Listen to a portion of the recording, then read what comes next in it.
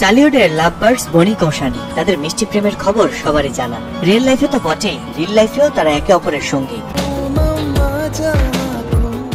এ জুটির বিয়ে কবে এ নিয়ে তুমুল চিন্তা নেটিজেনদের। এবার হয়তো সে চিন্তা খানিকটা কমবে, কারণ লোকসভা ভোটের পরে বিয়ের পিঁড়িতে বসতে যাচ্ছেন বনি সেনগুপ্ত ও কৌশানী মুখার্জি। ডেস্টিনেশন ওয়েটিং এর পথে হাঁটছেন তারা, এমন সংবাদই প্রকাশ করেছে ভারতীয় গণমাধ্যম সংবাদ প্রতিদিন।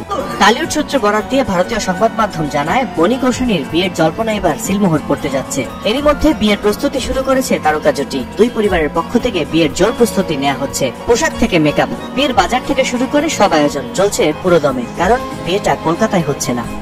ডেস্টিনেশন ওয়েটিং এর ইচ্ছা কৌশানীর, সে কথা ফাঁস করেছেন বহু আগে, আর প্রেমিকার ইচ্ছাতে সায় দিয়েছেন প্রেমিক বনি। তবে কোথায় হচ্ছে সেটি এখনো নির্ধারণ করেননি।